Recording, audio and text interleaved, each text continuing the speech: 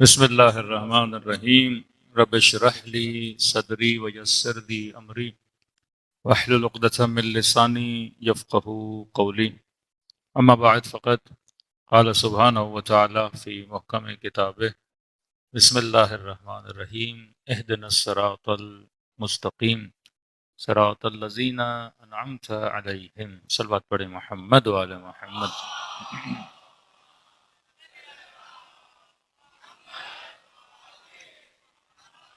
دعا ہے پروردگار عالم ہم سب کی عبادتوں کو اپنی بارگاہ میں قبول فرمائے، اور جو مقصد زندگی مقصد عبادت لے کر آئے خدا ان مقاصد میں بھی ہم سب کو کامیابیاں کامرانیاں نصیب فرمائے۔ قرآن مجید کی وہ آیت جو تقریباً ہر بندہ مسلم اور مومن کو یاد ہے کہ اگر کوئی آپ سے کہے کہ کائنات میں کون سی دعا واجب ہے تو آپ جواب دیں گے اہدنا الصراط المستقیم، اے خدا مجھے سیدھے راستے پر ہدایت عطا فرما۔ ہر دعا میں آپ کی مرضی چل سکتی ہے لیکن اس دعا میں آپ کی مرضی نہیں چل سکتی، اور عجب ہے کہ خدا نے ایک بار نہیں متواتر بار مانگنے کو کہا کہ کہو اہدنا الصراط المستقیم۔ اگر 17 رکعت نماز ہے تو کم از کم 10 مرتبہ آدمی کیا کہتا ہے؟ اہدنا الصراط المستقیم۔ اور 22 کروڑ کا ملک ہے، آپ کسی بھی مسلمان سے ایک سوال کریں کہ جناب آپ صراط مستقیم پر ہو، تو کہے گا میں ہی تو ہوں جو صراط مستقیم پر ہے۔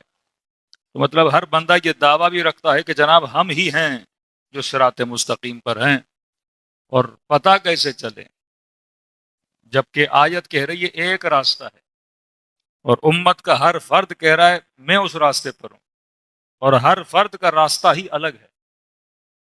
اگر 70 راستے بن جائیں اور خدا کہے کہ ایک راستہ ہے تو مجھے کیسے پتا چلے کہ کون سا راستہ ہے؟ یہاں تو بریلوی بھی کہے گا میں اس راستے پر ہوں، وہابی بھی کہے گا تم سارے مشرک ہو میں اس راستے پر ہوں، شیعہ بھی کہے گا کہ میں اس راستے پر ہوں، تو مجھے پتا کیسے چلے کہ صحیح راستہ کون سا ہے، غلط راستہ کون سا ہے؟ تو کسی بھی شے کو پہچاننے کے لیے اس کی نشانیاں بتانا بڑا ضروری ہے۔ اکثر سوال اٹھتا ہے، نوجوان پوچھتے ہیں کہ مولانا اگر 12 امام تھے تو خدا نے نام کیوں نہیں بتایا؟ تاکہ جھگڑا ہی ختم ہو جاتا، مسائل ہی حل ہو جاتے۔ 12 ائمہ کے نام اگر قرآن میں آ جاتے پھر کون سا مفتی انکار کرتا، پھر کون سا مولوی انکار کرتا؟ میں نے کہا مسئلہ یہ نہیں چیز آ جائے تو انکار نہیں ہوتا، خم علی کو دکھا کر ہاتھ اٹھا کر بتایا، مفتی آج تک نہیں مانا۔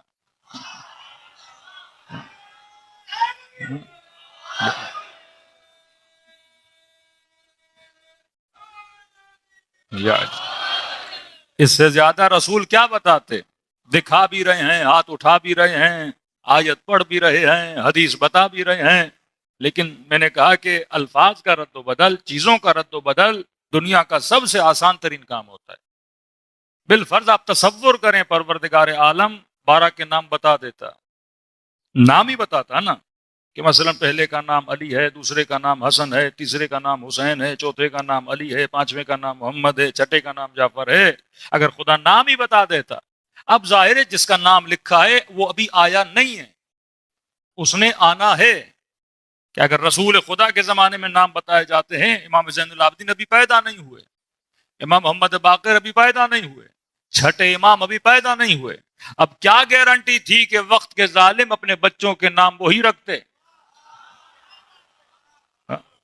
جو خدا نے بتا دیے؟ پھر جھگڑا یہ چلتا کہ اللہ والا علی کون ہے، بندوں والا علی کون ہے؟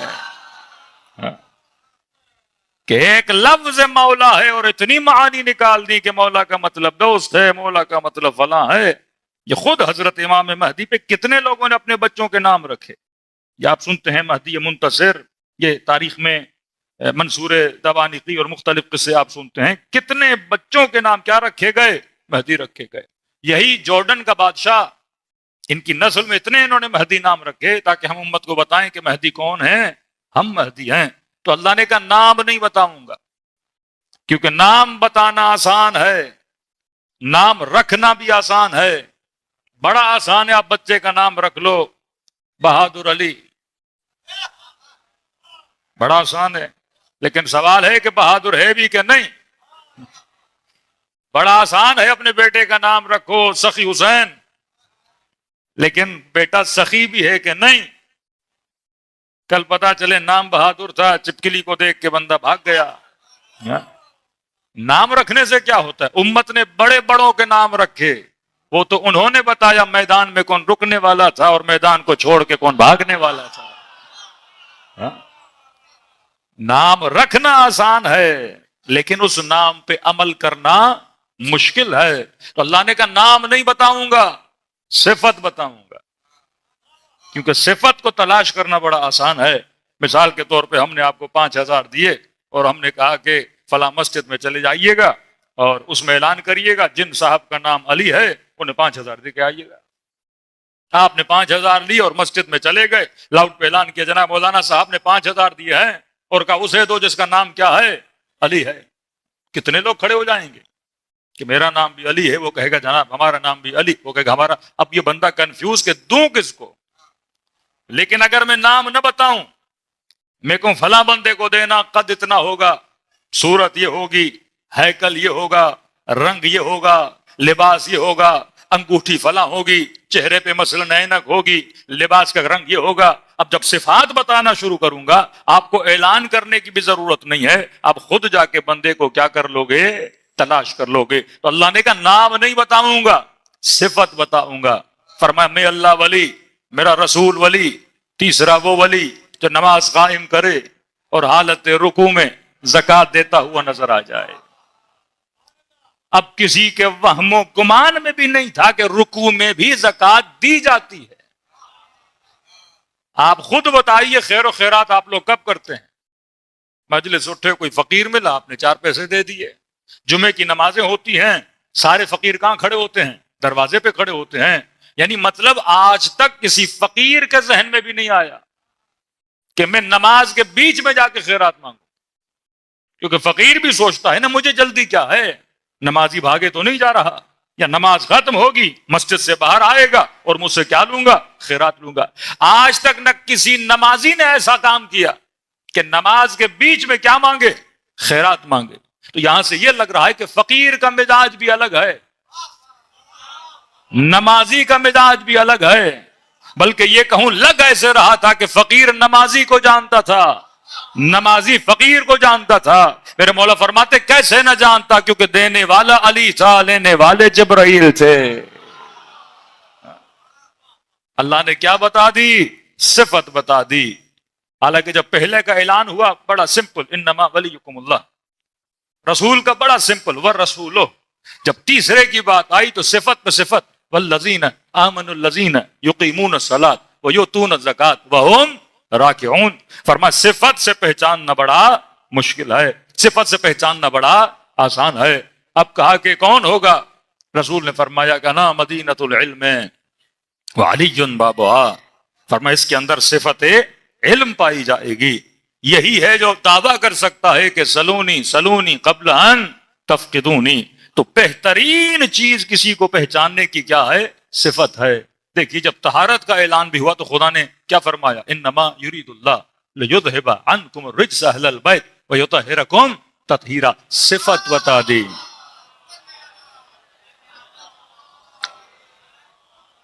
اب آپ کہیں مفتیوں نے جھگڑا کر دیا کہ اہل بیت میں فلاں بھی ہے، اہل بیت میں فلاں بھی ہے، اہل بیت میں فلاں بیوی بھی ہے. میں نے کہا جتنی بیویوں کو داخل کرنا ہے داخل کر دیں، ہم نے تو صفت دیکھنی ہے نا. آپ پورے ہمسایوں کو بھی لا دو چادر کسا کے نیچے، لیکن ہم کیا دیکھیں گے؟ صفت، کہ یہ وہ ہیں جن کو خدا نے ہر طرح کے رجس سے کیا رکھا ہے؟ دور رکھا ہے.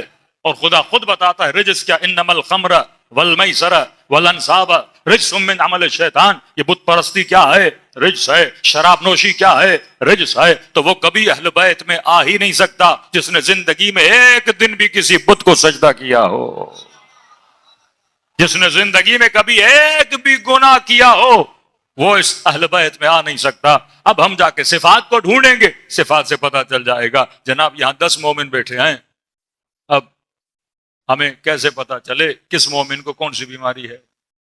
تو کب بلڈ ٹیسٹ کیا جائے گا، رپورٹ میں آ جائے گا جناب کو بیماری ہے کہ نہیں ہے۔ تو اسی طرح ہم طہارت کا ٹیسٹ لیں گے،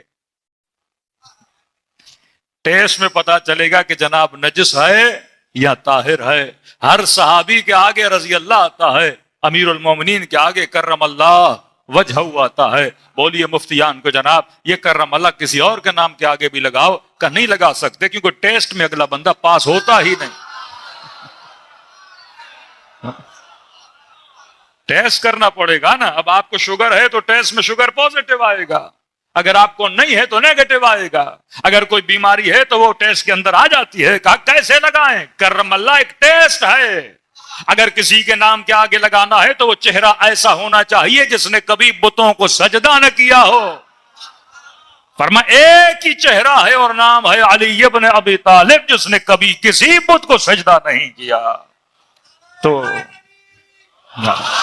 آسان ترین کام ہے صفت بتانا، ورنہ بغیر ٹیسٹ کے تو ہر بندہ بولے گا میں فٹ ہوں، لیکن یہاں لیب کھل جائے اور ایک ایک بندے کا ٹیسٹ لیا جائے، پتہ نہیں کتنی بیماریاں نکلیں گی۔ کوئی بی پی کا مریض ہوگا، کوئی شوگر کا مریض ہوگا، کوئی مختلف بیماریوں میں الجھا ہوا ہوگا۔ تو اللہ کہتا ہے کہ میں نشانی بتاتا ہوں۔ ویسے تو ہر مسلمان کہے گا میں کس راستے پر ہوں؟ صحیح راستے پر ہوں، ہدایت کے راستے پر ہوں، سیدھے راستے پر ہوں، لیکن خدا نشانی بتاتا ہے۔ خدایا مجھے کیسے پتا چلے کہ میں سیدھے راستے پر ہوں کہ نہیں ہوں؟ فرما نشانی یہ ہے صراط الذین انعمت علیہم، یہ ان کا راستہ ہے جن پر میں نے اپنی نعمتوں کو نازل کیا۔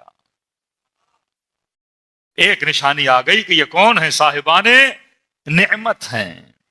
یہ ایسے نہیں جن پہ خدا کا قہر نازل ہو، یہ ایسے ہیں جن پہ خدا کا کیا نازل ہوتا ہے؟ نعمتیں نازل ہوتی ہیں۔ اب پھر ہم سوال کریں گے پروردگارہ کنفیوژن اور بڑھ گیا، کیونکہ مفتی صاحب کہتے ہیں فلاں بھی نعمت والا ہے، فلاں جنگ میں تھا نعمت والا ہے، فلاں ساتھ بیٹھا تھا نعمت والا ہے، فلاں نے اتنا دور گلی سے گزر رہا تھا اور ہلکی سی نگاہ رسول پہ پڑ گئی، یہ بھی نعمت والا ہے۔ پروردگارہ ہم کس کے پیچھے لگے؟ انہوں نے تو حدیث بنا دی اصحابی کالنجوم وَأَيُّهُمْ اقْتَدَيْتُمْ اهْتَدَيْتُمْ، کہ میرے سارے کے سارے صحابی ستاروں کی طرح ہیں۔ کسی بھی ستارے کے پیچھے لگو تو کیا پا جاؤ گے؟ ہدایت پا جاؤ گے۔ اب کانفلکٹ کتنا ہے آپ دیکھیے، رسول فرماتے ہیں میرے سارے صحابی۔ دیکھیے میں نے کہا کہ جناب ہم نے حیدرآباد جانا ہے تو ہم کس کے پیچھے چلیں؟ تو آپ نے کہا یہ جتنے مومن بیٹھے نا کسی کے بھی پیچھے چلے جاؤ حیدرآباد پہنچ جاؤ۔ تو کبھی اس کے پیچھے لگا انہوں نے جا کے اورنگی اتار دیا، کبھی اس کے پیچھے لگا انہوں نے کبھی اورنگی اتار دیا، کبھی کسی کے پیچھے لگا انہوں نے ڈی ایس اے میں جا کے پھینک دیا۔ تو اب یہ مسلمان در بے در گھوم رہا ہے، لیکن حیدرآباد والا کوئی ملا ہی نہیں اسے۔ لیکن حدیث پڑھ دی کہ جناب سارے کے سارے ستارے کیا ہیں؟ کن نجوم ہیں، سارے صحابی ستاروں کی طرح ہیں، کسی کے پیچھے بھی لگو اہتدیتم، تجھے کیا مل جائے گی؟ ہدایت مل جائے گی۔ اب دوسری حدیث رسول کی، فرمایا علی مع الحق والحق مع علی، علی حق کے ساتھ ہے، حق علی کے ساتھ ہے۔ یہ نہ دیکھنا حق کہاں جا رہا ہے، یہ دیکھنا کہ علی کہاں جا رہا ہے۔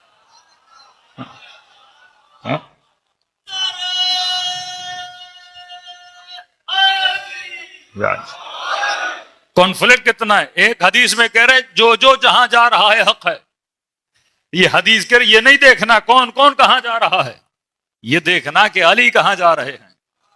تو اس حدیث میں قرآن کی خوشبو ہے، کیونکہ راہ ہدایت ایک ہے، سو نہیں ہو سکتی کہ میں کہوں مارنے والا بھی رضی اللہ، مرنے والا بھی رضی اللہ، مارنے والا بھی جنت میں، مرنے والا بھی جنت میں۔ یہ نظریہ قرآن کا نہیں ہو سکتا۔ قرآن کہتا ہے من قتل نفسا بغیر نفس او فساد فی الارض فکانما قتل الناس جميعا، جس نے ایک انسان کو قتل کیا اور زمین میں فساد کیا، مثال ایسے جس نے پوری انسانیت کو کیا کر دیا؟ قتل کر دیا۔ لیکن کہیں نہیں، کیونکہ کالنجوم، سارے کے سارے کیسے ہیں؟ ستاروں کی طرح ہے۔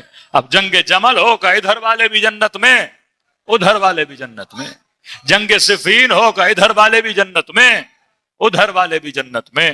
اب یہاں پہ مسلم کو کیسے پتا چلے کہ سیدھا راستہ کون سا ہے؟ جناب یہ راستے تو بٹ جا رہے ہیں نا، جمل میں 2 لشکر بنے، صفین میں 2 لشکر بنے، کوئی رائٹ پہ جا رہا ہے، کوئی لیفٹ پہ جا رہا ہے، مجھے کیسے پتا چلے کہ حق کیا ہے باطل کیا ہے؟ تو رسول نے ہمیں قبلہ دینا ضروری تھا، تو کبھی اس قبلے کا نام علی ابن ابی طالب تھا، کبھی اس قبلے کا نام حسن ابن علی تھا، کبھی اس قبلے کا نام حسین ابن علی تھا۔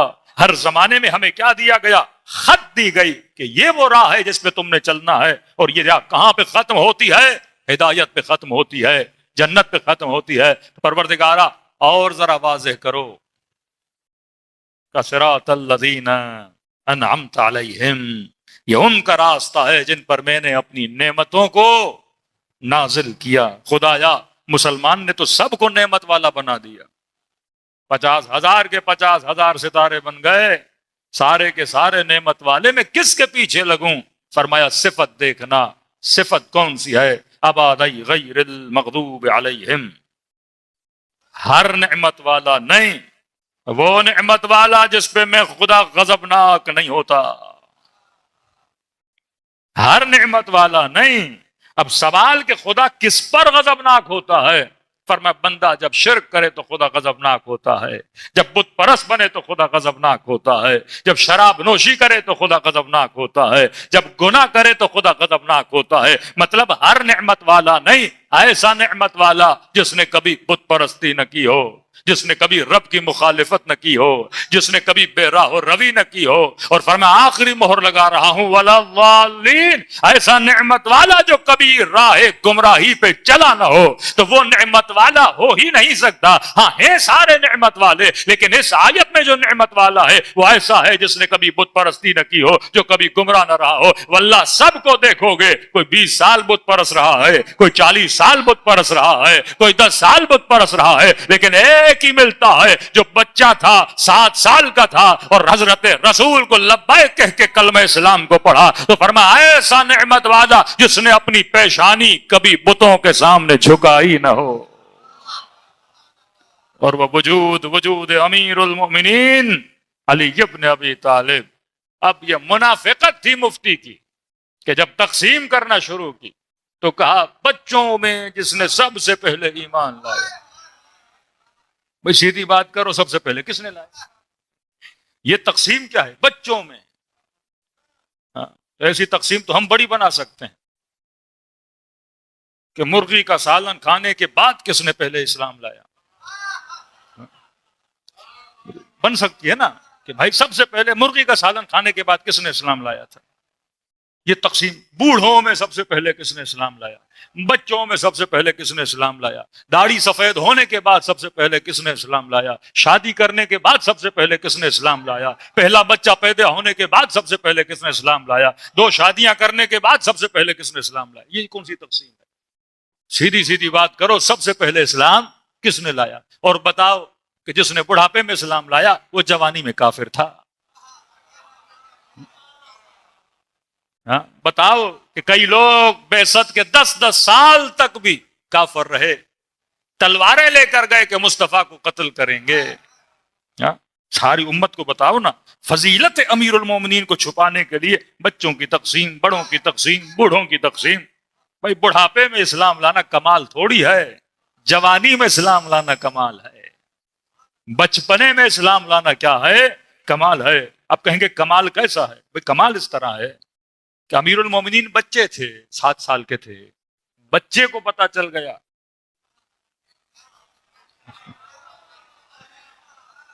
بچے کو، یعنی کسی صاحب کا انہوں نے لقب رکھا کہ یہ ایمان اور کفر کے اندر تفریق کرنے والے ہیں۔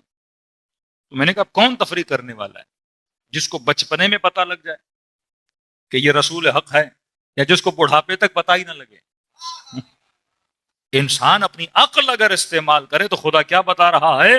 صفات کا، ہر نعمت والا نہیں، غیر المغضوب علیہم ولا الضالین، ایسے نعمت والے جن پہ خدا غضبناک نہیں ہوتا، ایسے نعمت والے جو ہمیشہ راہ ہدایت پہ رہتے ہیں، گمراہیوں میں نہیں رہتے۔ ایک ایک کی زندگی اٹھاؤ، واللہ کون ملے گا؟ یا محمد ملیں گے یا آل محمد ملیں گے۔ جو کبھی گمراہی کے راستے پہ نہیں چلے، اور ان کی تائید میں آئے طہارت آ رہی ہے، انما یرید اللہ یذھب عنکم الرجس اہل البیت، اور فرمایا ان کی تائید میں ان کی زندگی آ رہی ہے، جنہوں نے زندگی میں جن کو لقب عابد ملے، جن کو لقب صابر ملے، جن کو باقر العلوم کا لقب ملے، جن کو والکاظمین الغیظ کا لقب ملے، کہ پوری امت متفق ہے کہ امیر المومنین کی زندگی سے کبھی عیب تلاش بھی کرے تو عیب نکال نہیں سکتی۔ علی کا بچپنا بھی شاندار ہے، علی کی جوانی بھی شاندار ہے، علی کی جنگ بھی شاندار ہے، علی کے بچے بھی شاندار ہیں، علی کی زندگی بھی با کمال ہے، ارے وہ خود بھی با کمال ہے۔ علی کی نسل میں آؤ تو کہیں حسن ملتا ہے، کہیں حسین ملتا ہے، کہیں اکبر ملتا ہے، کہیں قاسم ملتا ہے، کہیں عباس ملتا ہے، اور ان کی نسلوں میں آؤ تو کہیں یزید ملتا ہے، کہیں مروان ملتا ہے۔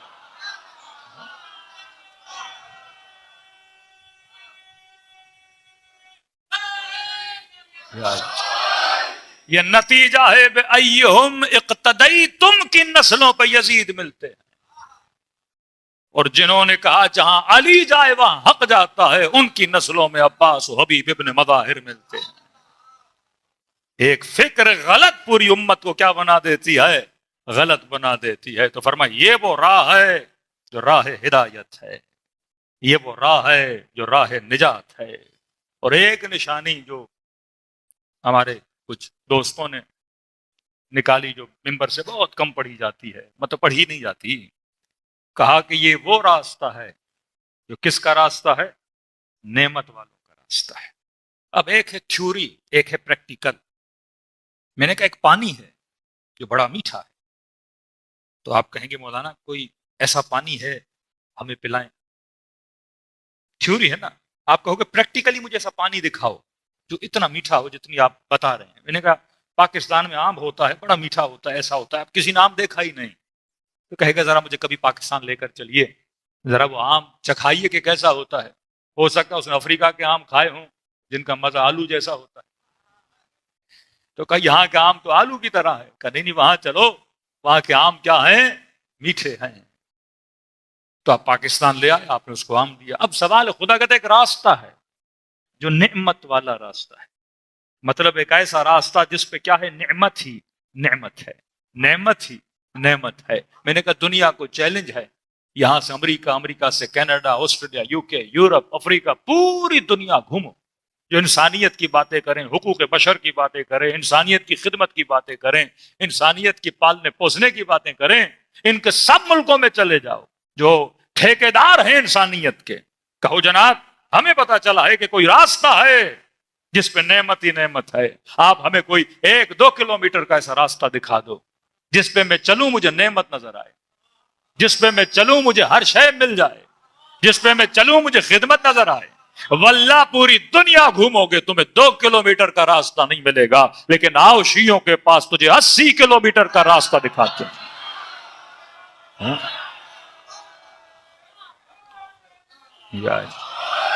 جو نجف سے شروع ہوتا ہے کربلا تک چلتا ہے، جس کے چپے چپے پہ نعمت پائی جاتی ہے کوئی دنیا میں اتنی خدمت انسانیت کی؟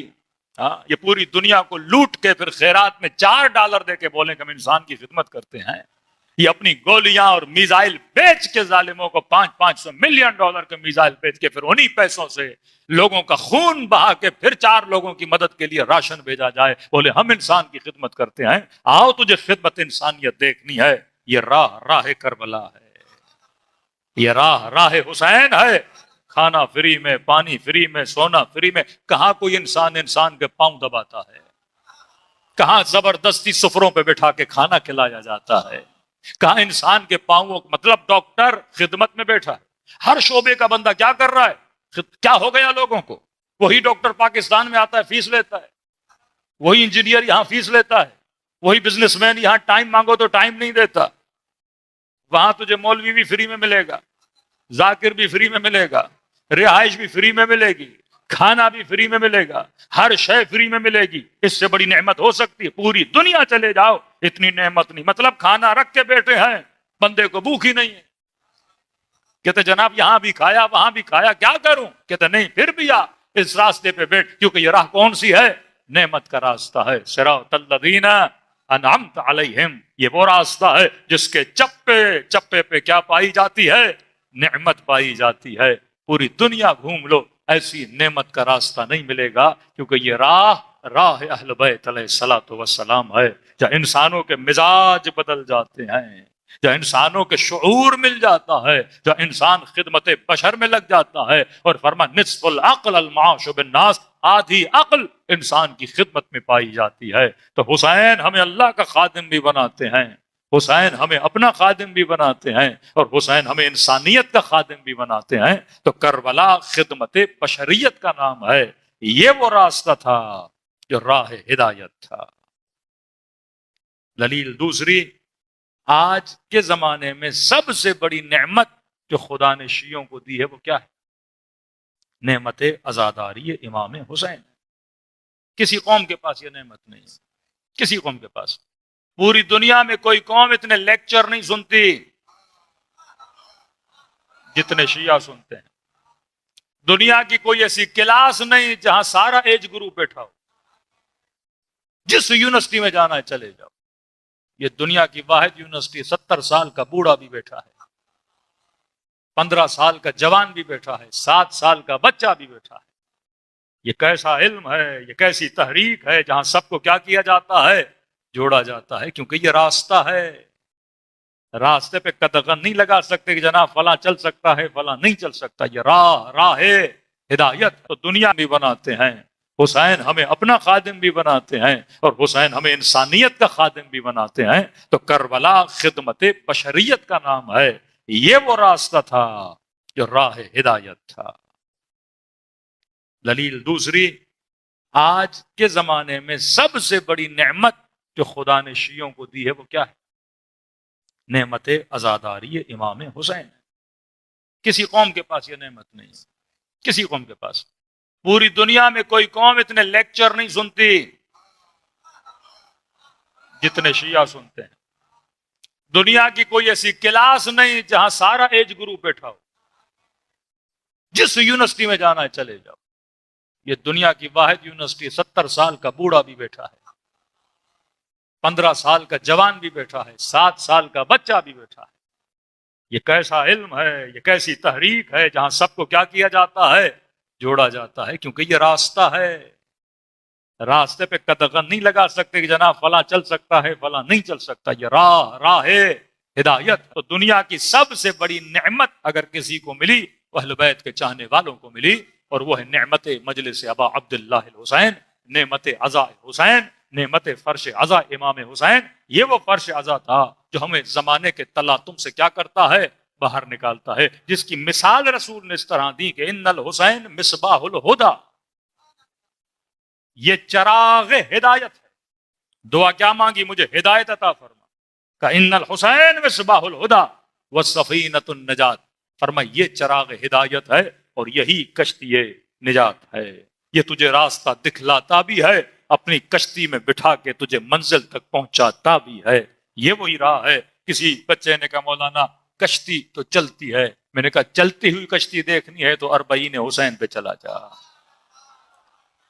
یہاں کشتیاں رکی ہیں، وہاں جسم بھی چلتا ہے، روح بھی پرواز کرتی ہے، لیکن یہاں جسم رکا رہتا ہے پر حسین روحوں کو پرواز کروا کے جاتے ہیں۔ فکر کربلا تک پہنچ جاتی ہے۔ تو یہ مت سمجھو عزاداری ایسے ہی بن گئی، اس کے لیے اہل بیت نے پورا خاکہ بنایا، یہ پوری ترویج مکتب ہے۔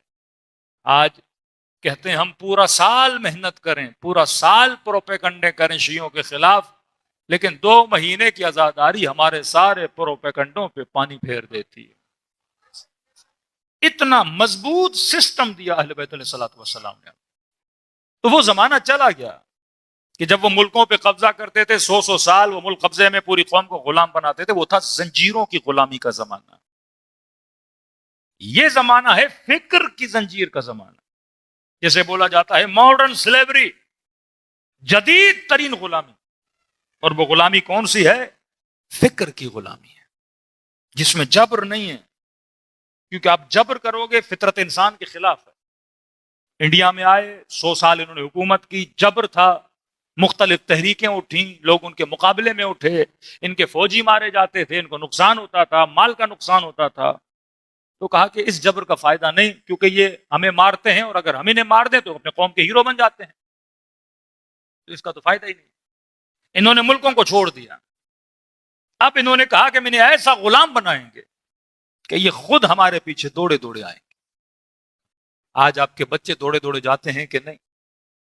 آج بچہ جوان نہیں ہوا، مولانا آسٹریلیا جانا ہے، مولانا یو کے جانا ہے، مولانا امریکہ جانا ہے، مولانا کینیڈا جانا ہے. اپنی جان کو جوکھے میں ڈال کے بھی کہتے ہیں وہاں پہنچیں، کشتیوں میں ڈوب کے بھی کہتے ہیں وہاں پہنچیں، مار کھاتے ہیں، ذلیل ہوتے ہیں، اپنا گھر بیچتے ہیں، کہتے ہیں وہاں پہنچیں. یہ کیسی غلامی ہے؟ لگ ایسے رہا ہوتا ہے بندہ کوئی کربلا کی تلاش میں جا رہا ہے، کوئی سے خدا مل گیا ہے کہ کہتا ہے مروں مٹوں لیکن میں نے وہاں پہنچنا ہے. یہ ہے ماڈرن سلیوری، نئی غلامی، جس کے پیچھے پوری انسانیت کیا کر رہی ہے؟ دوڑ رہی ہے. کیوں دوڑ رہی ہے؟ اس بچے کا قصور کیا ہے؟ اس کے ذہن میں ڈالا کس نے؟ اس کے دل کے محبوب کو بدلا کس نے؟ اس کی پسند اور ناپسند کے بیچ میں آیا کون؟ اس کی افکار کو غلاظتوں میں بھرا کس نے؟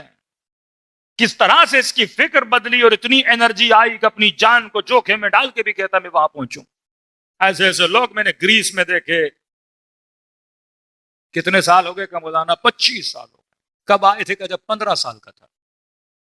25 سال سے پاکستان گئے اور نہیں گیا. کیوں نہیں گئے؟ ابھی نہ کارڈ ملا ہے نہ پاسپورٹ ملا ہے. کتنا پیسہ بنایا کا کچھ نہیں، کھایا پیا اور یہ ختم ہو گیا. 25 سال زندگی تباہ کر دی. کسی نے 16 سال زندگی تباہ کر دی، کسی نے 20 سال زندگی تباہ کر دی، کسی نے نسلیں تباہ کر دی. یہ نتیجہ تھا ماڈرن سلیوری کا. ماڈرن سلیوری کیسے آتی ہے؟ دیکھیے اب پھر کمال اہل بیت دیکھیے گا کہ وہ کام جو دشمن نے آج کیا، امام حسین نے 1400 سال پہلے شروع کیا، کہ نسل کے اندر تربیت کیسے کی جاتی ہے.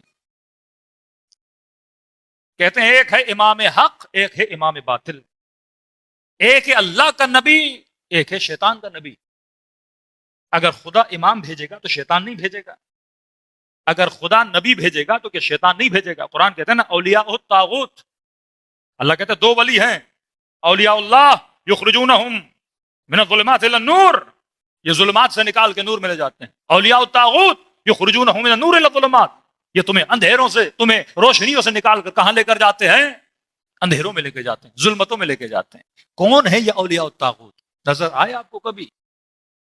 کسی نے کہا میں شیطان کا نمائندہ ہوں، کسی نے کہا میں شیطان کی طرف سے ولی بن کے آیا ہوں تاکہ تجھے حسین کی محفل سے نکال کر ظلمت کی محفل میں لے جاؤں، تجھے فکر پاک سے نکال کر فکر نجس میں لے جاؤں.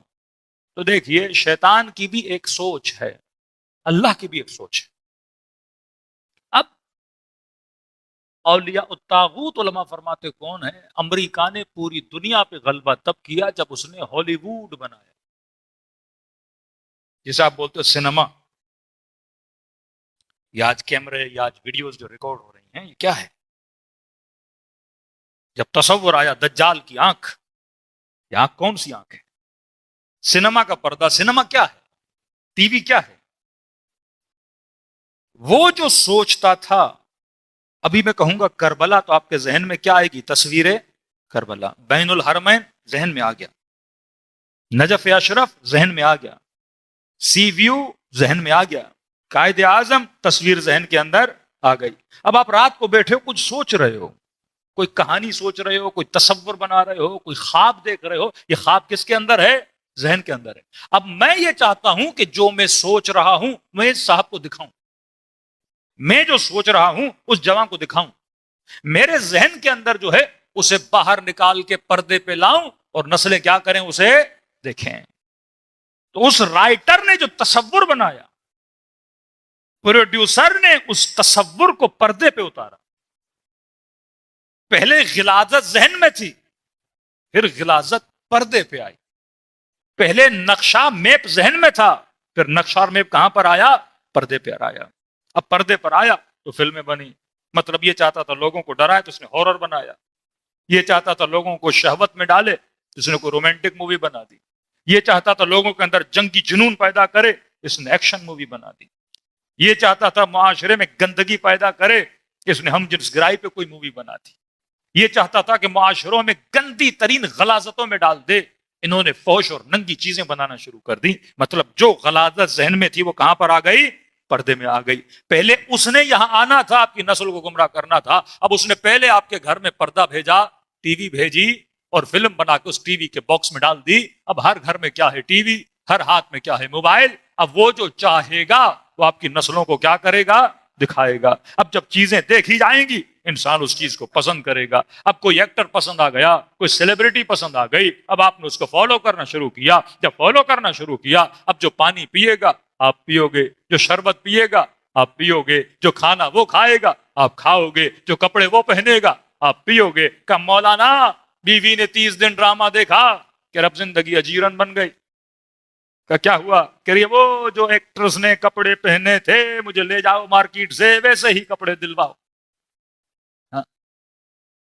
کہا یوم ندعو کل اناس بامامہم، قیامت کے دن لوگوں کو ان کے امام کے ساتھ اٹھایا جائے گا. امام کون ہے؟ جس کے تو پیچھے چلا تھا، جس کو تو نے کاپی کیا تھا. نبی کی کاپی کرو تو سنت، اداکاروں کی کاپی کرو تو فیشن. یہ لباس کی کاپی. نائی کے پاس گئے، جناب بال بناؤں تو کیسے بناؤں؟ کا فلاں ایکٹر کی طرح آج بال بنا دیجئے.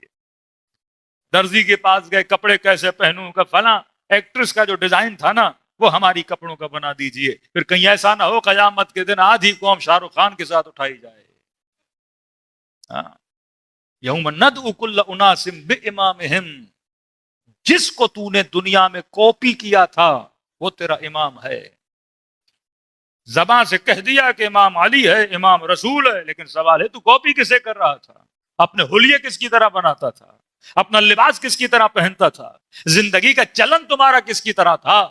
تو اس نے اپنے کلچر کو پھیلایا کس کے ذریعے سے؟ اپنے خیال کو میڈیا کے ذریعے سے پھیلایا اور لوگوں نے کاپی کیا. اب آؤ مکتب اہل بیت میں. یہ جلوس کیا ہے؟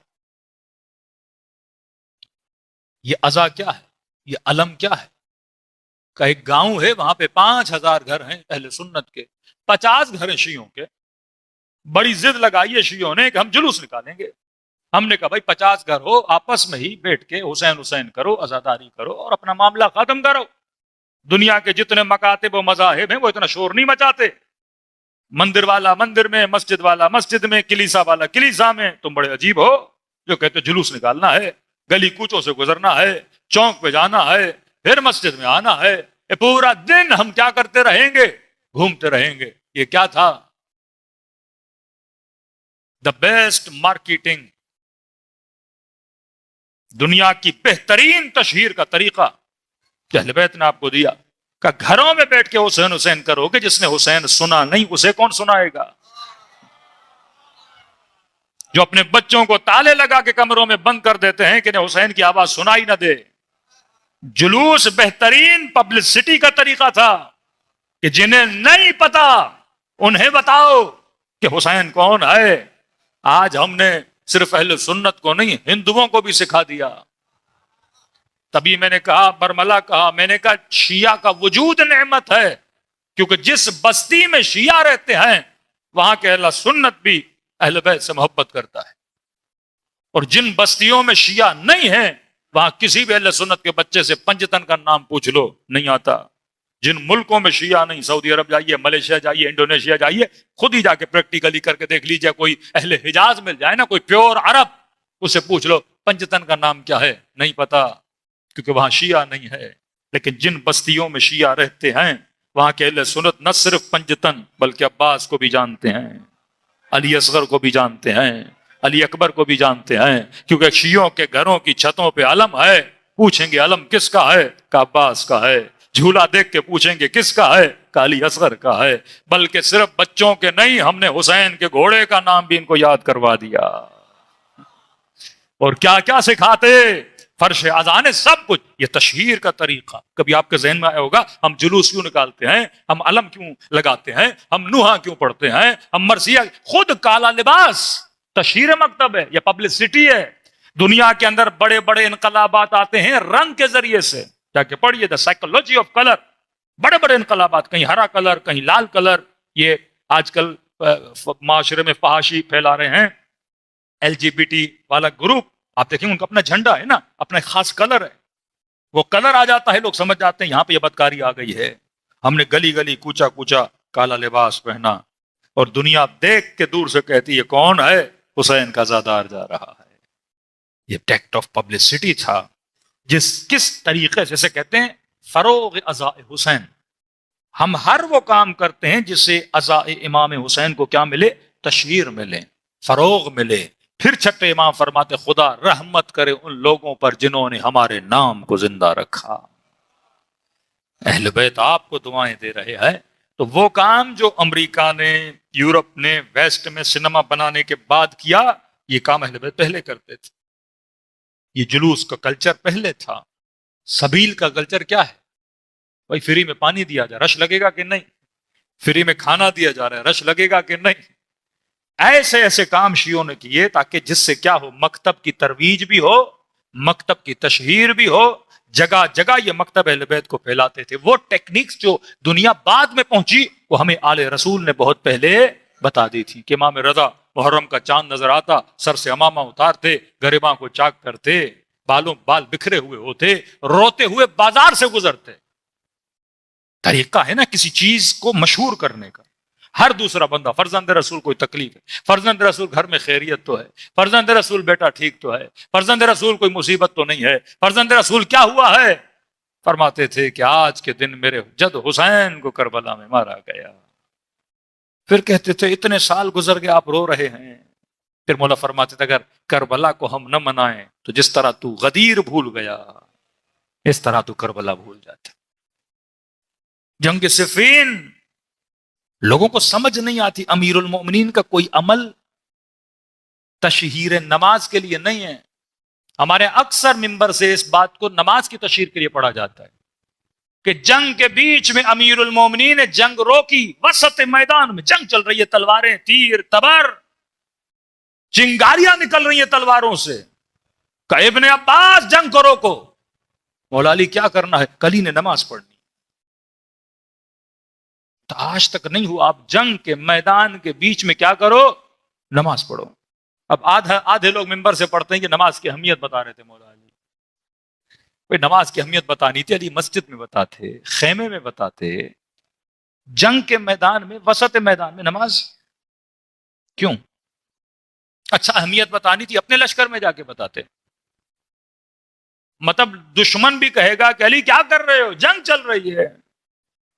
ایسا تھا تو خیمے میں نماز پڑھ کے آتے، یا وقفہ کرو خیمے میں چلے جاؤ. وسط میدان میں لوگ مر رہے ہیں اور آپ مصلی بچھا کے کیا کر رہے ہیں؟ نماز پڑھ رہے ہیں. کیوں؟ کیونکہ علی نے سب کو دکھانا تھا کہ علی نماز پڑھ رہا ہے. سب کو بتانا تھا. اپنے لشکر والوں کو پتا تھا کہ علی نماز پڑھتے ہیں، لیکن جو سامنے لشکر تھا وہ شامیوں کا تھا. وہ مدینے والوں کو نہیں جانتے تھے، وہ اصحاب رسول کو نہیں پہچانتے تھے، جن کو 70,000 ممبروں سے یہ بتایا گیا کہ علی نماز نہیں پڑھتا، علی نماز نہیں پڑھتا. علی نے کہا جس طرح میں نماز پڑھتا ہوں ویسی نماز کوئی پڑھتا نہیں ہے. وسط میدان میں نماز پڑھی تاکہ دشمن کے پروپیگنڈے کو کیا کیا جائے؟ مٹا دیا جائے. کل سے کوئی نہیں بولے گا کہ علی نماز نہیں پڑھتا. کہیں گے ہم نے آنکھوں سے دیکھا تھا کہ علی میدان جنگ کے بیچ میں کیا کر رہے تھے؟ نماز پڑھ رہے تھے. کہ عباس مہلت مانگ، کس چیز کی؟ کہ پوری رات اللہ کی عبادت کرنی ہے. ظہر عاشور صحابیوں کو کھڑا کر دیا کہ حسین نے نماز پڑھنی ہے. مولا نماز پہلے پڑھ لیتے، خیمے میں چلے جائیں. وسط میدان میں تیر کھا رہا ہے سعید، تیر لگ رہے ہیں آپ کے صاحب کو. 17 تیر کھا لیے سعید نے بدن پہ. کہ نہیں، یہ وہ لشکر تھا جس نے کہا حسین میں تجھے اس لیے قتل کرنے آیا ہوں بغضاً لأبیک، تیرے بابا کے بغض میں. مطلب ان کے ذہنوں میں آج بھی یہ کہ اہل بیت نماز نہیں پڑھتے. اس طرح سے مکتب کی کیا کی تشہیر کی. شیعہ بھی تقریباً عاشورہ کے دن نماز جماعت کرواتے ہیں. اتنی بڑی نماز کیوں نماز جماعت کرواتے ہیں؟ کیونکہ اتنا شدید پروپیگنڈا تھا کہ شیعہ نماز نہیں پڑھتے. یہ کہتے ہیں ماتم کرو نماز ہو گئی، گریا کرو نماز ہو گئی، 4 نعرے لگاؤ نماز ہو گئی. غلط تصور شیعوں کے لیے. جیسے خانیوں کو بولا جاتا ہے اپنے امام کو دیکھا تو کہتے ہیں حج ہو گیا. ان کا حج ایسا ہی ہو جاتا ہے. اگر اپنے امام کو دیکھ لیا تو حج ہو جاتا ہے. یہ بھی ایسے ہی گمراہ عقیدے والے لوگ ہیں، کہتے مجلس میں آؤ، آپ کی نماز ہو گئی تو ہم نے عاشورہ کے دن صفیں بچھا کر نماز پڑھ کے دکھائی کہ جتنی بڑی نماز جماعت کراچی میں ہم کرا سکتے ہیں کوئی نہیں کرا سکتا. پوری دنیا میں یہ الزامات ہے، پوری دنیا میں ایک مسجد الحرام ہے جہاں سب سے زیادہ نمازیں پڑھی جاتی ہیں، دوسرا حرمہائے معصومین ہے. امام حسین کا حرم 1 منٹ کے لیے بند نہیں ہوتا، جہاں 24 گھنٹہ نمازیں کیا کرتے ہیں؟ نماز پڑھتے رہتے ہیں.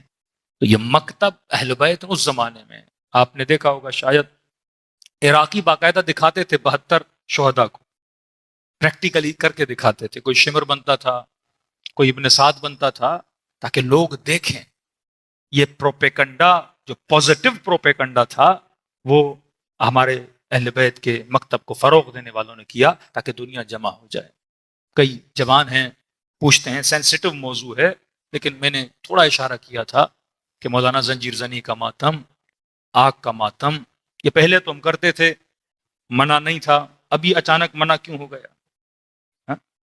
ہمیشہ یاد رکھو، ایک ہے ایکٹ، عمل کس لیے کرتے ہیں؟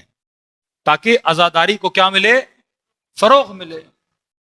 میں کوئی بھی عمل کروں گا امام حسین کے لیے، میں اس عمل کی پرستش میں نہیں جاؤں گا. میرا مقصد ہے یہ عمل کروں، یہ ایکٹ کروں، اور اس ایکٹ کے نتیجے میں کیا ہو؟ عزا امام حسین کو کیا ملے؟ فروغ ملے، عزا امام حسین کو ترقی ملے. لیکن اگر میں کوئی ایسا کام کروں جس میں عزاداری امام حسین پہ انگلی اٹھائی جائے، جس کام سے میری توہین کی جائے، اس کام کو اہل بیت نے کہا منع کرو. کیوں؟ کیونکہ جس سے عزا کو فائدہ ہوگا وہ تم کرو گے، جس سے عزا کو نقصان ہوگا وہ تم روکو گے. اب پچھلے زمانوں میں ٹی وی میڈیا کچھ بھی نہیں تھا. ایک گاؤں ہے جہاں پہ مثلاً 20 گھر شیعوں کے ہیں، یہ کامن ہے، پورے سندھ میں آپ چلے جائیں، کہتے ہیں عاشورہ کے دن ایسا لگتا ہے پورا شہر شیعہ ہے. حالانکہ 400 شیعہ ہوتے ہیں، باقی سارے کیا ہوتے ہیں؟ غیر شیعہ ہوتے ہیں. اب یہ غیر شیعہ جمع کیوں ہوتے تھے؟ پورے شہر میں اعلان ہوا کل شیعہ آگ کا ماتم کریں گے. ٹیکٹ آف پبلسٹی، کہ میں کوئی ایسا کام کروں تاکہ بھیڑ لگے، تاکہ میں کوئی ایسا کام کروں تاکہ مجمع جمع ہو. آگ جلائی گئی، کوئلے جلائے گئے، انگارے جل رہے ہیں، پورا گاؤں جمع ہوا کہ بڑی عجیب قوم ہے بھائی، آگ پہ چلیں گے آج. تو میلہ لگ گیا. اب دنیا کو کیا نظر آ رہا ہے کہ سارے کیا ہیں؟ اہل بیت کے چاہنے والے ہیں. اب ایک بندہ حسین حسین کرتے ہوئے آگ سے دوڑتا ہوا گیا. اب انہوں نے دیکھا، دیکھنے کے بعد ہم سے پوچھا کہ آگ پہ کیوں چل رہے ہو؟ پھر ہم نے اشارتاً انہیں کربلا بتائی کہ عاشورہ اور شام غریبہ کو اہل حرم رسول کے خیموں کو کیا کیا گیا تھا؟ جلایا گیا تھا. اس وجہ سے یہ عزاداری کے ساتھ جڑتے گئے. میں کون سا کام کروں کہ لوگ جمع ہوں؟ کوئی مداری والا تو کام میں نے نہیں کرنا نا لوگوں کو جمع کرنے کے لیے. وہ مداری لوگوں کو جمع کرتا ہے لیکن اس بندر سے لوگوں کو کچھ ملتا نہیں ہے. ہاں اللہ بھی جمع کرتا ہے معجزے کر کے. حضرت عیسیٰ نے عصا پھینکی، اژدہا بن گیا. فرمایا جتنے ساحر تھے عیسیٰ کے قدموں میں گر گئے. کہا آمنا برب موسیٰ، ہم رب موسیٰ پہ ایمان لاتے ہیں. کہا کیوں؟ کہ آج ہم نے آنکھوں سے دیکھا ہے. اس نے کیا کیا ہے؟ کوئی ایسا کام کیا ہے. شق القمر کرنا، یہ معجزات اہل بیت. کبھی چشمہ جاری کر دینا. تو ہم نے بھی لوگوں کو جمع کرنا تھا، تو ہم نے کبھی آگ کا ماتم. اب آپ سوچئے ایک شہر میں اعلان ہو کہ بھائی کل 200 لوگ اپنی پیٹھ پہ چھریاں ماریں گے یا سر پہ خیمے ماریں گے اور خون نکلے گا. تو کریوسٹی پیدا ہوگی نا، تو دیکھیں تو صحیح کیسے لوگ ہیں جو اپنا خون نکال رہے ہیں. تو اس سے مکتب کی کیا ہو رہی تھی؟ ترویج ہو رہی تھی، مکتب بڑھ رہا تھا. پھر مراجع نے محسوس کیا کوئی ایسا زمانہ آیا ہمارے کئی ایکٹ کو لوگ ہمارے خلاف کیا کرنے لگے؟ استعمال کرنے لگے. مطلب شیعت کی جو پہچان تھی وہ کوئی اور چیز بنتی گئی. آپ کی جو چھاپ تھی، شیعہ وہ جو ایثار کرے، شیعہ وہ جو خیرات کرے، شیعہ وہ جو سبیلیں پلائے، شیعہ وہ جو کھانے کھلائے، شیعہ وہ جو خدمت کرے. آج پاکستان کا کوئی بھی مسلمان اسے پوچھو آپ شیعہ سے دشمنی کر کیوں رہے ہو؟ واقعا ہم نے اپنی پرسنل زندگی میں ایسے ایسے دشمن بنائے ہوئے ہیں جن کا ہم سے کوئی لینا دینا ہی نہیں ہے. آپ دشمن اسے بناؤ جو آپ کو نقصان دے، آپ کے گھر میں چوری کرے، 4 پتھر آپ کے بچے کو لگائے، آپ کے گھر کو لگائے، آپ کی گاڑی چوری کر کے لے جائے، کوئی ڈکیت ہو، جو بندہ آپ کو نقصان دے ہی نہیں رہا اس سے کیسی دشمنی؟ جو سبیلے لگا کے پانی پلائے، جو لنگر کھلائے، جو کنڈوں میں صبح بلا بلا کے تمہیں حلوے کھلائے، دنیا کی کون سی قوم ہے جو اتنا کھلاتی ہو؟ اور بھائی امام حسین پہ چلے جاؤ، کہیں لکھا تھا صرف شیعہ آئے گا؟ ایک موقع پہ لکھا تھا صرف شیعہ آئے گا؟ کہ جو حسین کا عاشق ہے، جو عزادار حسین ہے، وہ آ سکتا ہے۔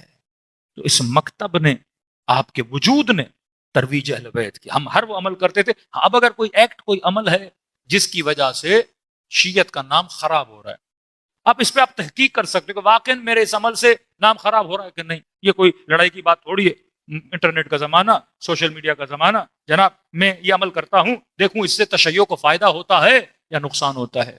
کسی کرسچن کو، کسی مسیحی کو، کسی ہندو کو، کسی ایتھیس کو، کسی نارمل مسلمان کو، کسی نمازی کو، کسی صالح بندے کو بولو جناب یہ میں کام کرتا ہوں، اس سے میری امیج کیا بنتی ہے، اس سے آپ کے اوپر امپیکٹ کیا پڑتا ہے۔ اگر وہاں سے پوزیٹو کمنٹس آ رہے ہیں، یہ فروغ ازا ہے، اس کو آگے بڑھاؤ۔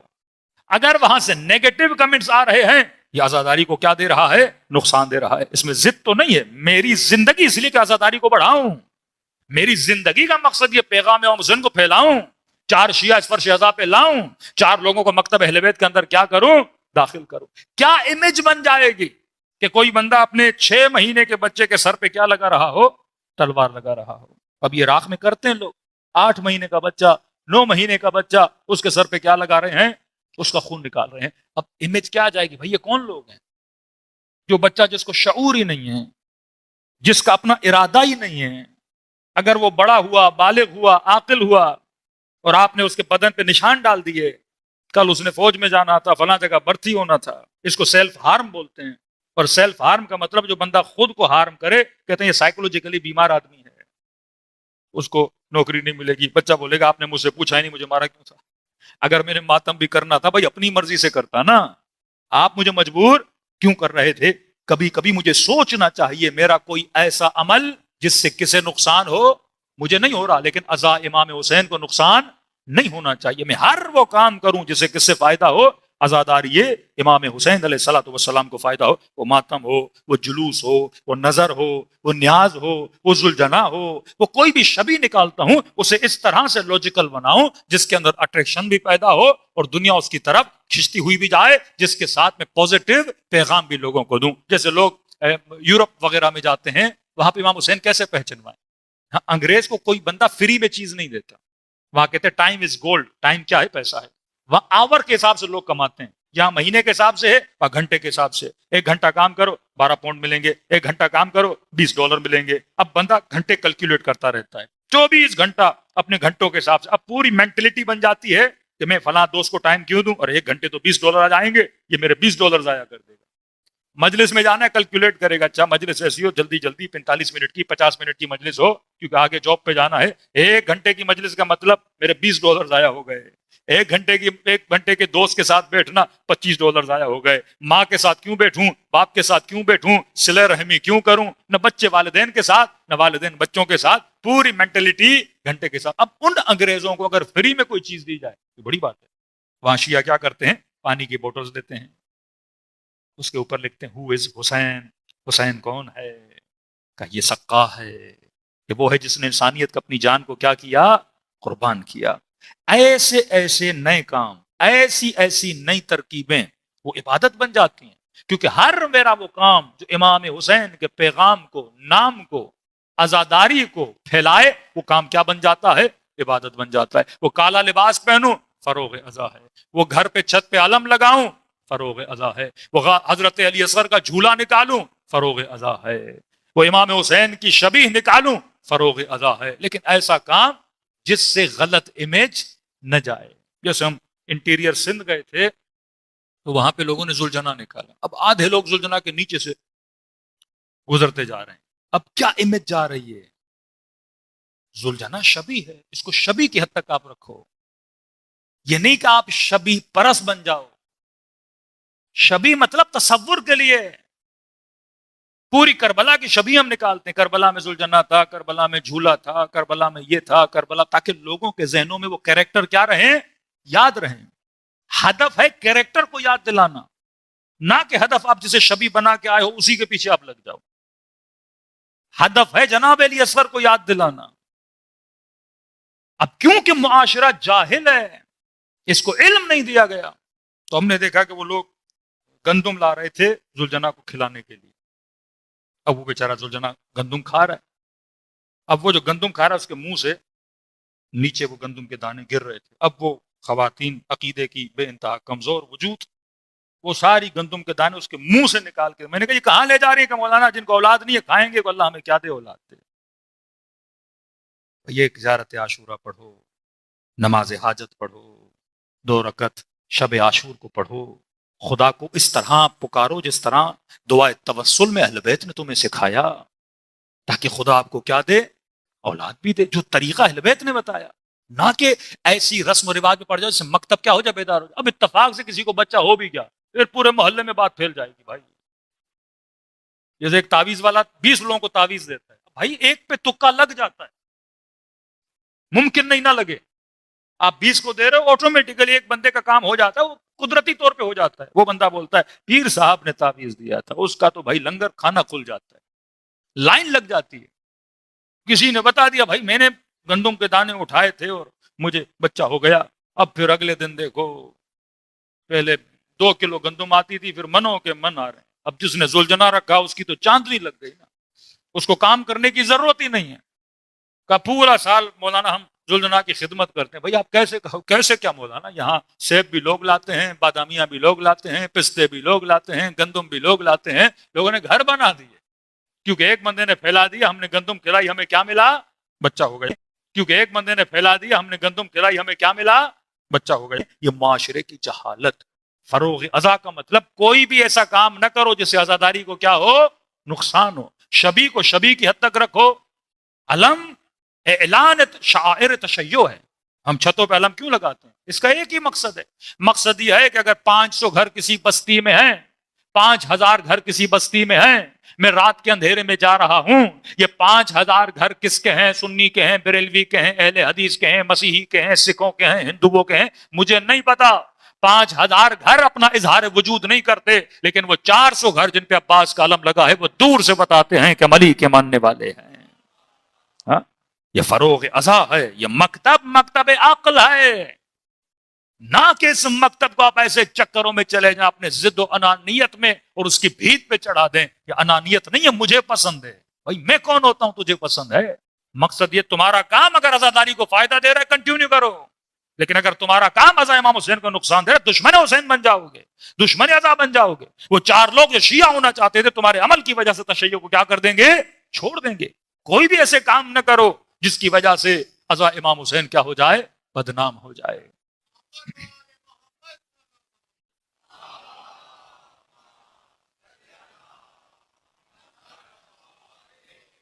وجل فرجہم، تو کوئی کام کبھی کیا جاتا تھا اسے عزاداری کو فائدہ ہوتا تھا. اب اس بحث میں ہم چل سکتے ہیں کہ مولانا ابھی فائدہ ہو رہا ہے نہیں ہو رہا ہے، اس پہ ریسرچ ہو بھائی، ریسرچ کرو.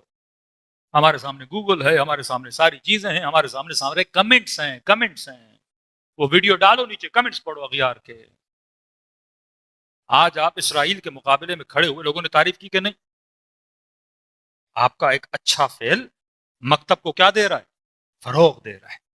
بھائی یہ حسین کے ماننے والے ہیں، یہ ظلم کے مقابلے میں ڈٹنے والے ہیں، یہ یزید کی آنکھوں میں آنکھیں ڈال کے باتیں کرنے والے ہیں. ہاں آج ان کو سمجھ آ رہی شیعوں کو مجلسوں سے ملتا کیا ہے. آج ان کو سمجھ لگی ہے کہ شیعہ مجلسیں کیوں کرواتے ہیں، اتنے پیسے مجلسوں پہ کیوں لگاتے ہیں. وہ سمجھ گئے یہ مجلس پہ پیسہ نہیں لگاتے، یہ اپنی نسلوں پہ پیسہ لگاتے ہیں. یہ فرش ادا ہے جو ان کے ذہنوں کو پختہ کرتی ہے. یہ فرش ادا ہے جو بچے بچے کو نعرہ سکھاتی ہے، حیاء تو من ذلت، ذلت کی زندگی سے عزت کی موت بہتر ہے. علی کا طرز زندگی منافقت کی موت ہے. یہ اس طرز زندگی پہ چلتے ہیں. کہاں مر گئے گا دوسرے مسلمان؟ یہ امت مسلم کیوں کھڑی ہے؟ کیونکہ یہ حسین والی امت ہے، یہ امیر شام والی امت نہیں ہے. یہ فکر علوی والی ہے، فکر حسینی والی ہے، فکر یزیدی والی نہیں ہے. یہ ان مفتیوں کو نہیں مانتی جو یہ کہیں رسول نے کہا حاکم کیسا بھی ہو اس کے خلاف قیام نہیں کر سکتے. یہ فکر حسین والے ہیں جس نے 62 ہجری میں کہا اگر حاکم فاسق و فاجر ہو اس کے خلاف کیا کرو، قیام کیا کرو. قیام نہیں کر سکتے، زبان تو کھولا کرو. شعور تو پیدا کیا کرو. گناہ روک نہیں سکتے لیکن بتا تو سکتے ہو یہ گناہ ہے, لوگوں کی فکر کو تو بیدار کر سکتے ہو. تو یہ ممبر سب سے بڑا سنیما, ممبر سب سے بڑی ٹی وی, ممبر سب سے بڑا اسٹیج شو تھا. دنیا کے پاس اتنی بڑی طاقت نہیں تھی جو آپ کے پاس ممبر کی طاقت تھی. وہ فلموں کے لیے لوگوں کو جمع کرتے تھے, حسین ذکر خدا کے لیے لوگوں کو جمع کرتے ہیں. ہاں, سیاسی جلسے بھی ہوں, بسیں بھیجو, بریانیاں کھلاؤ, پیسے دو, لوگ جمع ہوتے ہیں. یہاں صرف اعلان کرو ذکر حسین ہونے والا ہے, لوگ دوڑے دوڑے آتے ہیں. اتنی بڑی تہذیب, اتنا بڑا کلچر کس نے جنم دیا؟ امام حسین کی وجہ سے. بچ نہیں سکتا کوئی اس کلچر سے. دن بدن تشیع میں اضافہ ہوتا ہے انہی ٹیکنیکس کی وجہ سے. دا ٹیکنیک آف نوحہ, مرثیہ, سلام, ماتم, ذکر حسین, علم, تعزیہ, یہ سارے مکتب کی ترویج کے کیا تھے؟ ذرائع تھے. کہ ہمیں بولنے کی ضرورت نہیں, ہم چیزیں دکھا دکھا کے لوگوں کو حسین یاد کراتے ہیں. ہم چیزیں دکھا دکھا کے انہیں حسین کا عاشق بناتے ہیں. اور آج 40 امام حسین کسی معجزے سے کم ہے؟ سارے ایکٹ ہیں نا. اب لوگ 40 پہ کیا دیکھتے ہیں؟ بھائی شیعہ کھانا کھلا رہے ہیں, پازیٹیو ہے نا, عزاداری بڑھ رہی ہے, پاؤں دبا رہے ہیں, عزاداری بڑھ رہی ہے. یہ بھی ایک طرح کا ماتم ہے, یہ بھی ایک طرح کی عزاداری ہے کہ آپ کسی کو بٹھا کے سفرے پہ کھانا کھلاؤ. میں نے کوئی بھی ایسا کام کروں جس امام حسین کی تعریف ہو, کوئی بھی ایسا کام کروں جس سے عزاداری کو فروغ ملے, نوحہ اس طرح پڑھوں, مرثیہ اس طرح پڑھوں, ماتم اس طرح کروں, بیٹھوں اس طرح, جس سے معاشرے میں پوزیٹیو پیغام جائے اور لوگ امام حسین کی طرف کھنچتے ہوئے ہیں. لیکن اسی 40 میں کوئی بندہ صحیح کام نہ کرے, کوئی ایسا کوئی غلط کام کرے, اسے 40 کی کیا ہو جائے گی؟ بدنامی ہو جائے گی. لیکن اگر اچھے کام کرو گے تو مکتب کی ترویج بھی ہوگی اور مکتب کی تشہیر بھی ہوگی. تو یہ جتنے ایکٹ, جتنے اعمال ہم انجام دیتے ہیں, اس میں سے کئی اعمال ایسے ہیں جو مکتب کی ترویج کے لیے اور تشہیر کے لیے. صلوات پڑھے محمد والے محمد.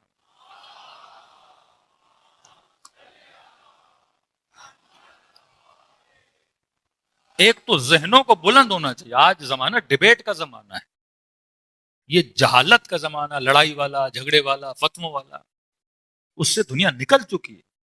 پڑھے لکھے لوگ اگر کسی ٹاپک پہ اختلاف ہوتا ہے, بات کرتے ہیں, 4 باتیں آپ کرو, 4 باتیں ہم کرتے ہیں, نتیجے پر بھی پہنچ جاتے ہیں. ہمارے یہاں ہم نے انا ضد بنا دی, ہم نے اپنی عادتوں کو بت بنا دیا. کیا وہ اسی طرح ہر مسلمان سے پوچھو صراط مستقیم پر ہو, بولیں گے ہم ہی ہیں. ہر بندہ اپنے عمل کو ہی ہدف اصلی سمجھ رہا ہے. اگر میں کرتا ہوں تو یہ حق ہے, اور میں نہیں کرتا تو پرواہ نہیں. تو میری ذات کب سے حق بن گئی؟ آپ کی ذات کب سے حق بن گئی؟ حق یا علی ہیں یا اولاد علی ہیں. ہاں, سیرت اہل بیت, فکر اہل بیت علیہ الصلوۃ والسلام. جس دن پتا چلا میرا کام غلط ہے, فوراً آدمی کیا کرتے؟ چھوڑ دے. یہ تسلیم ہے, وسلمو تسلیما. عقل اللہ نے دی ہے, شعور اللہ نے دیا ہے, فکر اللہ نے دی ہے, دلائل خدا نے دیے ہیں. اپنے ذہن سے سوچو کون سا کام صحیح ہے, کون سا غلط ہے. جو جواب تمہیں عقل دے اس جواب کو کیا کرو؟ کاپی کرو. پر میں عقل حجت خدا ہے. قیامت کے دن کئی لوگوں کو لایا جائے گا, اکثریت تو خدا بولے گا ان کو جہنم میں پھینکو. پوچھیں گے خدایا ہمارا جرم کیا ہے؟ ان میں کئی نمازی, کئی قاری. جرم تو بتاؤ پروردگار. اللہ کی آواز آئے گی تم نے میرے نبی کو قتل کیا. چیخ اٹھیں گے پروردگار ہم تو رسول کے زمانے میں تھے ہی نہیں, نہ ہمارے زمانے میں کوئی نبی تھا. اللہ کی آواز آئے گی ایک نبی نبی ظاہر ہے, ایک نبی نبی باطن ہے. تم نے اپنے اندر والے نبی کو کیا کیا تھا؟ قتل کر دیا تھا. عقل حجت پروردگار عالم ہے, لہذا حکم ملے گا ان کو جہنم کی طرف روانہ کیا جائے. تو اہل بیت نے قربانیاں دی تاکہ ہماری عقلوں کو کیا کیا جائے؟ بیدار کیا جائے, دلوں کو کربلا کی طرف روانہ کریں. وہ وجود جس نے انسانیت کے لیے اپنا سب کچھ لٹا دیا, کون ہے جو اپنی 4 سالہ بچی قربان کرے؟ ہاں, وہ بیویاں جو کبھی گھر سے نہیں نکلی, ان کو شرابی کی دربار میں 8 گھنٹے کھڑا کیا جائے. ہاں, چوتھے امام سے کسی نرس کی مولا آپ روتے کیوں ہیں؟ شہادت تو آپ کا ورثہ ہے. کہاں موت تمہارے لیے ایسے جیسے عورت کے گلے میں ہار ہو. کہ ہم شہادت سے نہیں روتے, اب وہ زہر سے ہو، تیر سے ہو، تلوار سے ہو۔ مولا پھر کیوں روتے ہیں؟ فرمایا ہم روتے اس لیے کیونکہ ہماری توہین کی گئی۔ میرے بابا کو شہید کرنا تھا، کر دیتے، لیکن بدن پہ گھوڑے کیوں دوڑائے؟ بدن سے لباس کیوں اتارا؟ 4 سالہ بچی کو تماچے کیوں مارے؟ ماؤں بہنوں کو شرابی کی درباروں میں لے جایا کیوں گیا؟ فرمایا توہین ہمیں بڑی تکلیف دیتی ہے۔ پھر فرمایا شیعو تم میں سے جب کوئی میرے بابا کو سلام کرتا ہے ہمارے کلیجوں کو ٹھنڈک ملتی ہے۔ یہ فضیلت خدا نے آپ کو دی کہ امام حسین آپ کے سلاموں کی وجہ سے خوش ہوتے ہیں۔ پر مولا اتنی تاکید کیوں ہے؟ فرمایا کیونکہ عاشورہ کے دن میرا بابا ترس گیا تھا کہ کوئی آئے سلام کرے، دلوں کو کربلا لے جائیں، ایسے سلام کریں جیسے زینب کبریٰ نے سلام کیا، جیسے سیدہ سکینہ نے سلام کیا۔ السلام علی الحسین وعلی علی ابن الحسین وعلی اولاد حسین وعلی اصحاب الحسین، سب مل کے السلام علی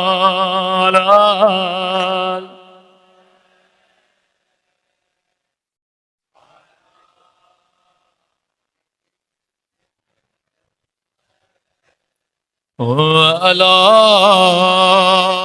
اولاد الحسین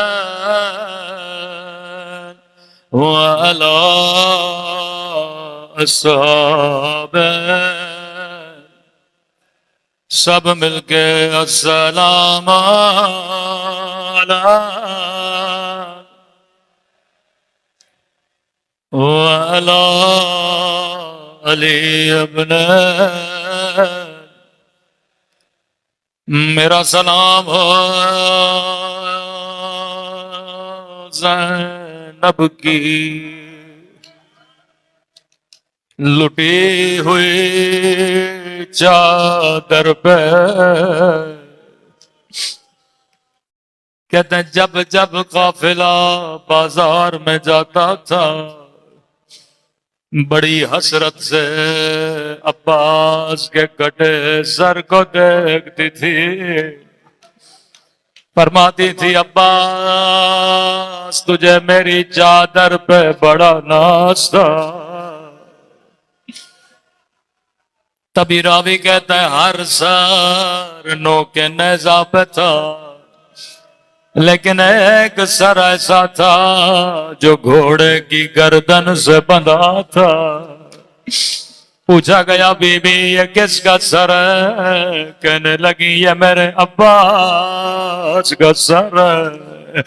بی بی یہ نو کے نیزہ پہ کیوں نہیں؟ فرمایا جب جب میرے سر پہ نگاہ پڑتی ہے بار بار یہ زمین پہ گر جاتا ہے۔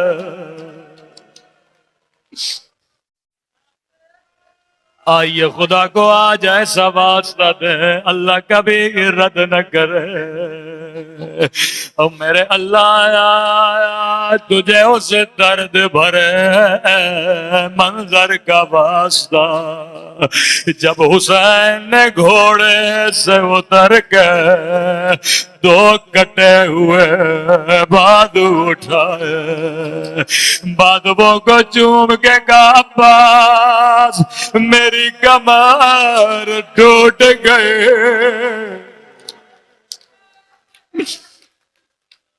قافلہ جب مدینے پہنچا نادی نے صدا دی مسلمانوں قد قتل الحسین، حسین مارے گئے۔ کہتے ہیں بی بی ام البنین دوڑی دوڑی آگے آئے، کہتی ہے میں نے صحیح سے نہیں سنا، مجھے پھر بتا کہتا ہے بوڑھی خاتون نبی کا نواسا مارا گیا، حسین پیاسے مارے گئے، بدن پہ گھوڑے دوڑائے گئے۔ بی بی ام البنین کی آواز بلند ہوئی، کہنے لگی عباس دودھ نہیں بخشوں گی، تیرے ہوتے ہوئے زہرا کا لال مارا گیا۔ کہتا ہے بوڑھی خاتون عباس سے ناراض نہ ہوا کرو، کیونکہ عباس کے سر پہ گرز مارا گیا تھا۔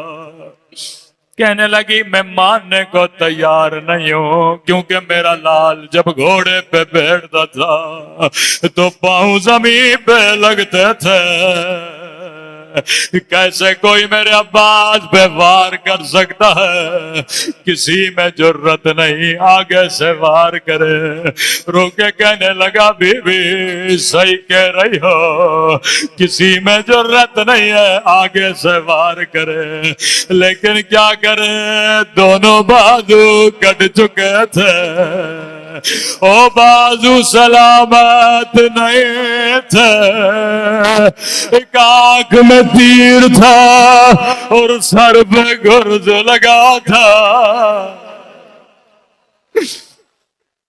کہتی ہے روتی روتی جنت البقیع جاتی تھی، کہتی تھی سیدہ مجھے معاف کر دینا، اگر میرے غازی کے بازو سلامت ہوتے کبھی تیرا حسین شہید نہ ہوتا۔ بڑا بھروسہ تھا بیبیوں کو، سکینہ کو، اپنے چچا پہ۔ کہتے ہیں جب غازی گئے، سکینہ نے چھوٹے چھوٹے پیالے بچیوں کے ہاتھوں میں دیے، فرماتی اب پیاس ختم ہو گئی، میرا چچا پانی لائے گا۔ لیکن جب بچی نے دیکھا علم کبھی دائیں گرا کبھی بائیں گرا، کہتی ہے پیالوں کو زمین پہ رکھو، رو کر کہتی ہے چچا چچا قسم لے لے اب پانی نہیں مانگو گے۔ اے خدا میرا حق بھر گیا، واپس نہیں آیا۔